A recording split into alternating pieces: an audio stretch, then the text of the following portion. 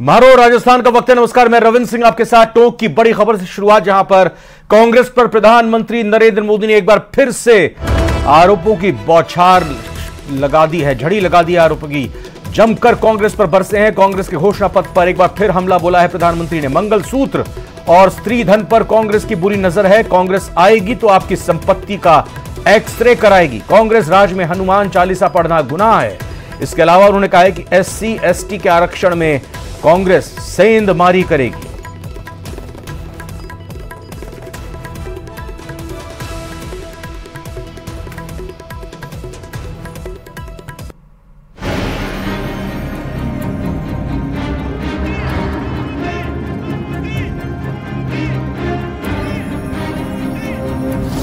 दूसरे चरण का सियासी पारा हाई। वोट बैंक पॉलिटिक्स के लिए उनकी खास जमात को अलग से आरक्षण देना चाहते थे। पीएम मोदी के बयान ने गर्मी बढ़ाई। उनको इतनी मिर्ची लगी है, इतनी मिर्ची लगी है कि वो हर तरफ गालियां देने में टूट पड़े। मंगलसूत्र वाला बयान पीएम ने फिर दोहराया। हमारी माताओं बहनों के पास जो स्त्री धन होता है, जो मंगलसूत्र होता है, उसका सर्वे करेंगे। राजस्थान के रण में हनुमान चालीसा आया। अब आप चैन से हनुमान चालीसा भी गाएंगे और राम नवमी भी मनाएंगे। ये भाजपा की गारंटी है।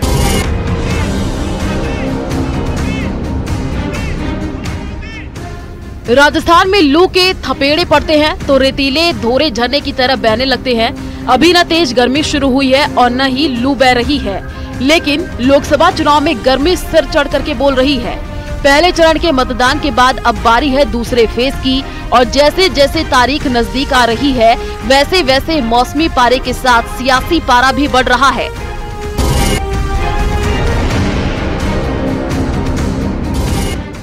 दूसरे चरण के चुनाव प्रचार में अब बीजेपी और जान झोंकती नजर आ रही है। वहीं कांग्रेस पर पीएम मोदी के हमले और भी तीखे होते जा रहे हैं। टोंक में जनसभा को संबोधित करते हुए पीएम मोदी ने एक बार फिर कांग्रेस के घोषणा पत्र पर निशाना साधा है और अपने मंगलसूत्र वाले बयान को दोहराया। उन्होंने मैनिफेस्टो में तो लिखा है कि आपकी संपत्ति का सर्वे करेंगे। हमारी माताओं बहनों के पास जो स्त्री धन होता है, जो मंगलसूत्र होता है, उसका सर्वे करेंगे।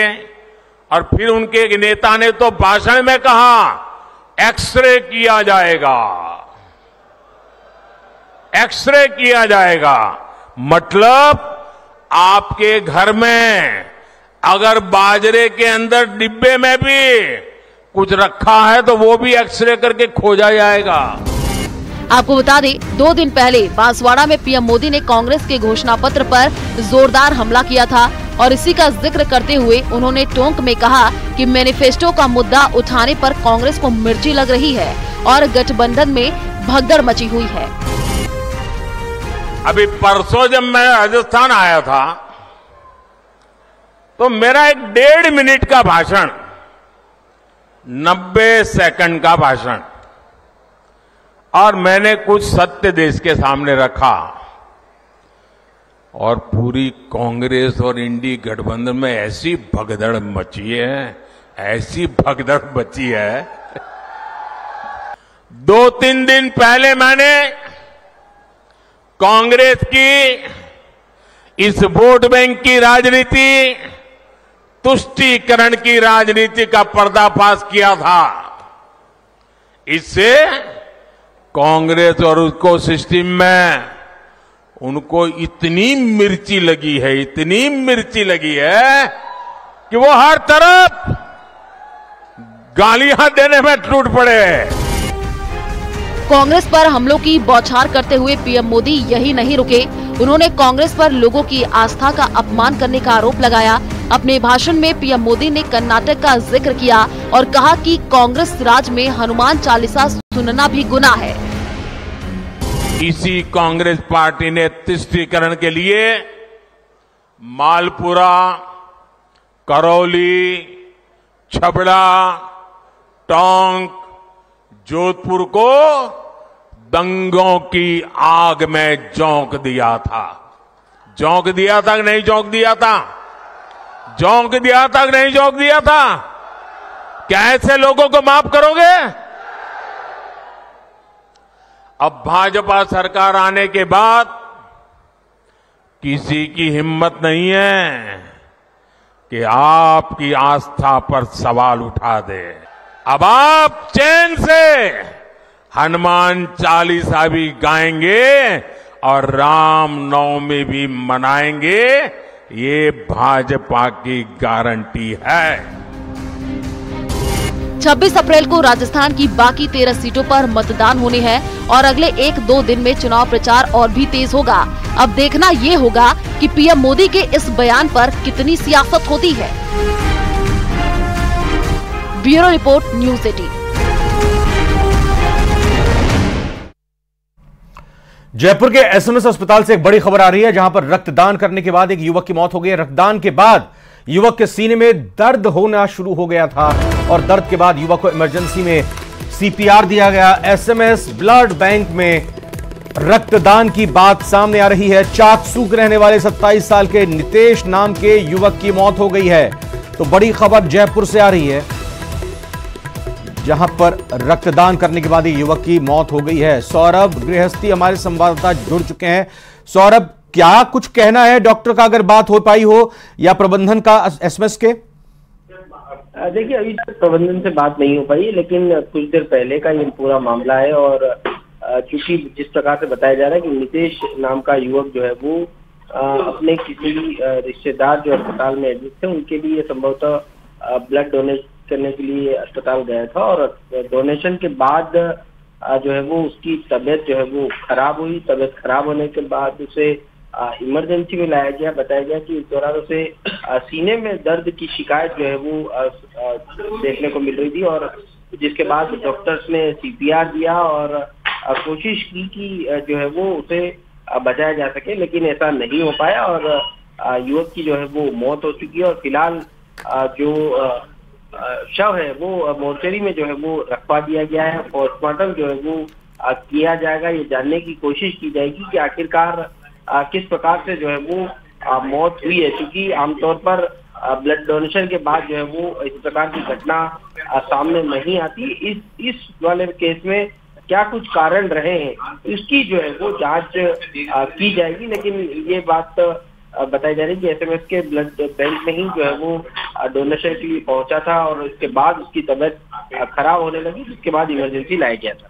जी, धन्यवाद आपका सौरभ गृहस्थी इस जानकारी के लिए।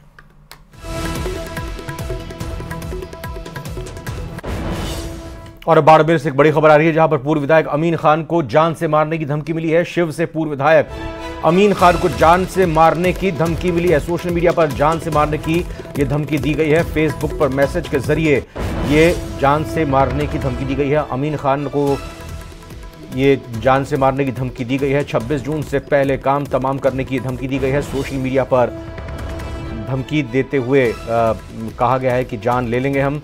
उधर परिजनों ने पुलिस अधीक्षक को इस संबंध में जानकारी दी है। पुलिस फिलहाल मामले की जांच कर रही है।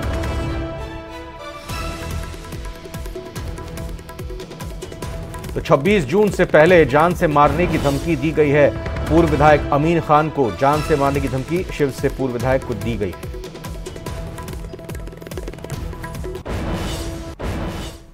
टोंक में पीएम मोदी के बयान को लेकर कैबिनेट मंत्री मदन दिलावर ने कहा कि जनता कांग्रेस को नकार चुकी है, पंजे साफ होंगे और 25 के 25 कमल खुलेंगे। मोदी जी ने नई बात नहीं बोली है। मोदी जी ने तो जनता की जो आवाज है उसको आपको सुनाया है।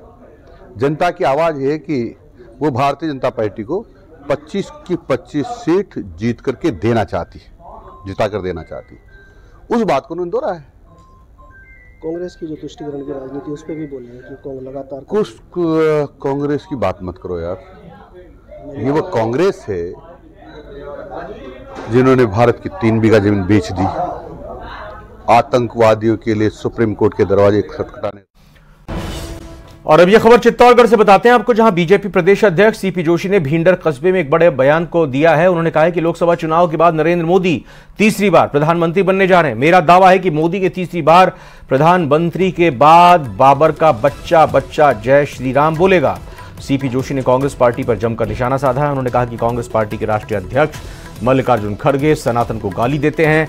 कांग्रेस पार्टी ने भगवान राम के जन्म पर सवाल उठाए हैं, उन्हें काल्पनिक बताया। ऐसे में आने वाले 26 तारीख को भाजपा को वोट देकर ऐसी सोच रखने वालों को दफन करना है। स्पष्ट रूप से कहा कि अकबर महान है और वीर शिरोमणि महाराणा प्रताप ने अपनी माटी के लिए या हिंदू मुस्लिम युद्ध नहीं होके वो सत्ता के लिए युद्ध लड़ा था।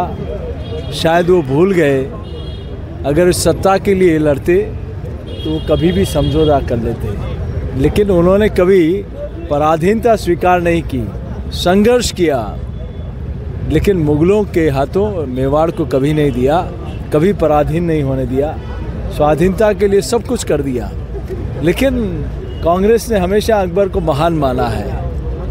आज भारतीय जनता पार्टी का शासन आते ही हमारे बच्चे पाठ्यपुस्तकों में महाराणा प्रताप की गौरव गाथाएं सुन रहे हैं। इनके प्रदेश अध्यक्ष अकबर को महान मानते हैं, इनके राष्ट्रीय अध्यक्ष सनातन को डेंगू मलेरिया मानते हैं, राष्ट्रीय अध्यक्ष के बेटे उससे भी राजनीतिक सरगर्मियों चुनाव प्रचार तेजी से जारी है। पाली सीट पर बीजेपी कांग्रेस में कड़ी टक्कर है। ऐसे में बीजेपी प्रचार के लिए अपने दिग्गजों को मैदान में उतार रही है। आज बॉलीवुड क्वीन कंगना रनौत पाली का दौरा करेंगे और पीपी चौधरी के समर्थन में रोड शो करेंगी।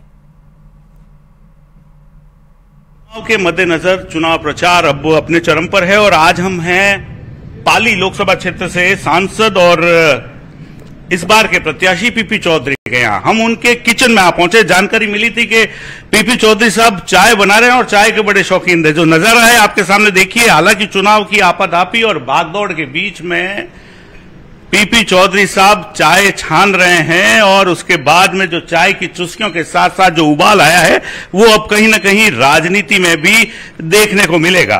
तो निश्चित तौर पर देखिए जिस तरीके से चाय का कप छना है और साहब के हाथ में अब चाय का कप है, निश्चित तौर पर हम भी आपके साथ में चाय पियेंगे। किस तरीके से जानकारी रहती है यह सब जानने के लिए आज हम पीपी चौधरी के आवास पर हैं और जिस तरह की आपाधापी और भागदौड़ यहां देखने को मिलती है उसको लेकर के बात करने का प्रयास करते हैं।